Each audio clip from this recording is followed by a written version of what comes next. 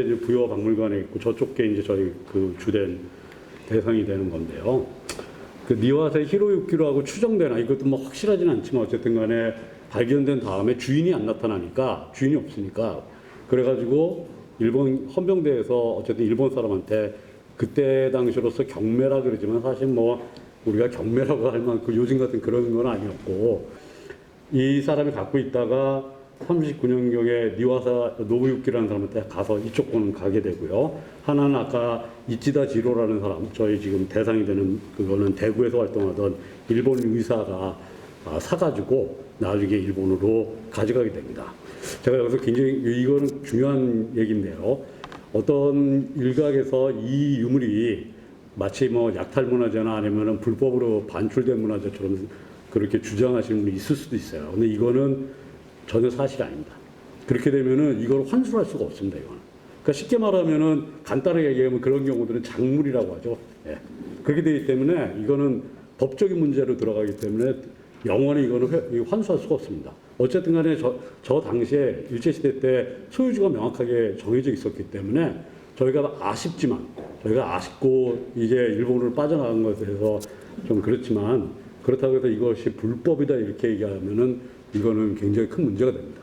그래서 저희가 인정을 하고 이제 환수 작업에 들어가야 되는데요. 가장 큰 문제는 우리가 문화재청이 42억으로 상한가를 정해 되면서 이제 이게 꼬이기 시작하거든요. 소장가는 150억이고 문화재청은 42억이니까 이게 간격이 너무 큰데 나름대로 문화재청도 이유는 있습니다. 왜냐하면 처음 겪는 일이거든요. 이 정도로 고가의 그 문화재를 갖다가 그러니까 나와본 역사가 없기 때문에 이게 도저히 이게 국민 정서라든가 아니면 이걸 어떻게 그리고 정해져 있는 예산을 월등히 초과하는 금액이기 때문에 이게 난망한 그런 입장에 서게 됐던 거는 사실입니다. 그 뒤로 이제 이걸 어떻게 해결하려고 하는 방안들을 조금 더 적극적으로 나섰어야 되는데 그렇지 못한 거는 문화재청의 잘못이지만 문화재청도 이런 경험이 없기 때문에 150억은 이때까지 우리 문화재가 하는 것 중에서 있어 본 적이 없는 거거든요. 그 문제가 현실적으로 가장 큰 겁니다. 제가 오늘 말씀드린 좀 더 이 골동품 시장, 이른바 아니면 미술품 시장에 대해서 의원님들이 그리고 여기 계신 분들도 좀 현실적인 걸 보셔야 되는데요. 이게 기만기께 2019년에 수수료를 포함하면 162억. 그러니까 경매 회사들이 보통 통상적으로 20%의 수수료를 가져갑니다. 그러니까 100억에 팔리면은 120억을 내야 돼요. 최소. 거기다 또 수수료 또 다른 세금도 붙고 다 하는데요.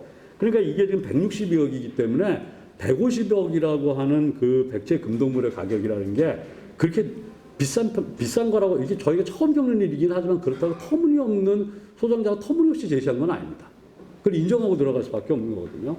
가령 한번 이거 보시면 놀라실 겁니다. 이 바스키아라고 하는 그 뉴욕 출신의 화가가 그린 건데 2017년에 무려 우리 돈으로 1,572억 이상, 1,600억 여기서 세금까지 붙으면 1,600억 이상으로 팔렸다는 겁니다. 이건 그러니까 결국에서 시장 가격이거든요. 원하는 사람이 사는 거니까. 일본 사람이 샀거든요, 이거를. 그랬는데 뭐 이 정도 하고 우리가 따져보면 이거하고 뭐 저하고 비교를 해보시면은 예? 우리가 이걸 150억 주고 사는 거가 그렇게 뭐 황당한 일이 아니거든요. 제가 오늘 현실적으로 말씀드리려고 하는 거는. 그래서 이거를 우리가 150억이면 그동안에 우리가 이렇게 큰 금액을 주고 산 적이 없기 때문에 조금 처음 겪는 일이긴 하지만 이 가격이 제가 볼 때는 이렇게 황당한 가격이라고 볼 수는 없는 겁니다. 환수 방안은 결국에 와서는 국회하고 정부하고 지자체가 함께 연합해서 이거를 환수하는데 이거 그리고 더군다나 이게 항상 있는 일이 아닙니다. 이 150 정도의 이런 것들은 이런 명품들은 사실 그런 해외에 있는 이런 명품들이 우리가 뭐 매년 이런 것들이 나타나는 게 아니고 제가 볼 때는 몇십 년에 한 번 나타날까 말까 하는 일이거든요. 그렇기 때문에 뭐 우리가 상시적으로 이거에 대해서 뭐 돈이 들어갈 필요는 없는 겁니다. 일단 하나 우리가 이걸 갖다 잘 환수를 하게 되면은 하나의 모델이 돼서 이후에도 국회랑 정부랑 지자체가 서로 협력할 수 있는 하나의 모델을 제시해 줄 수 있다는 의미에서도 꼭 필요한 작업이고요.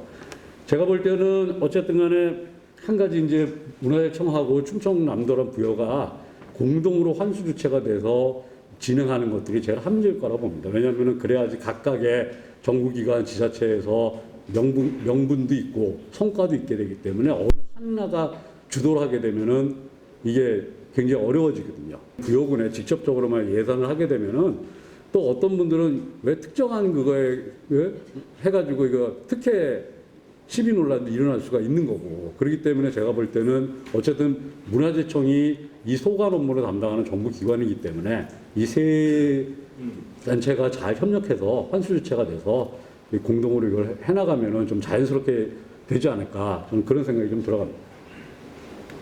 두 번째는 뭐 민간 단체까지 끼어서 가령에 모금을 하거나 뭐 그런 방법도 있을 수 있습니다. 근데 미국 같은 경우는 보통 통상 그렇게들 많이 하거든요.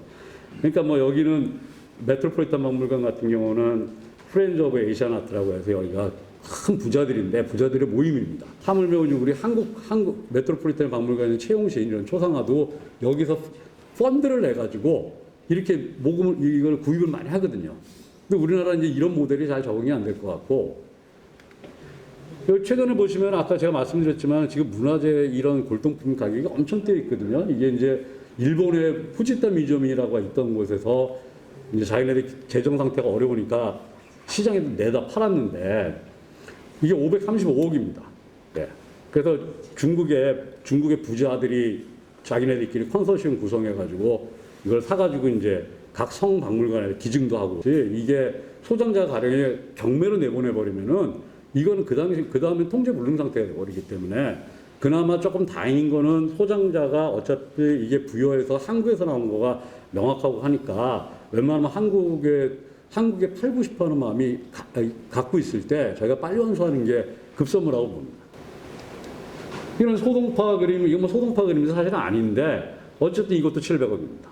그러니까 요즘에 중국의 골동품 정도가 700억 이 정도씩 되는데 저희가 사실 국보급에 150억 정도의 그거를 갖다가 환수를 못한다는 거는 상당히 제가 볼 때는 좀 문제가 있는 상황이고, 이것들을 결국에 와서는 국회가 예산권을 갖고 있기 때문에 이거를 특별히 좀 관심을 많이 가져주셔야 됩니다. 안 그러면 이 문제가 해결이 안 되고요. 현재 문화재청이나 국립중앙박물관이 갖고 있는 예산 구입액이 너무 작아서 장기적으로는 제가 볼 때는 여기 뭐 문화재청 사무관님도 와 계시지만 문화재청의 그런 구입 자금을 갖다가 대폭 확대를 해주면은 사실은 상시적으로 이렇게 좀 고가의 굉장히 국보급 문화자가 왔을 때 문화재청에서 그 구입해서 환수하기 훨씬 낮은데, 현재 저희가 갖고 있는 그 문화재청이 갖고 있는 예산으로는 이 정도가 되는 물건은 도저히 구입할 수가 없어요. 상한가를 정한 것 자체는 뭐 말도 안 되는 얘기죠. 왜냐하면 이거는 그림을 구하려는 사람이 가격을 정할 수는 없는 거니까요.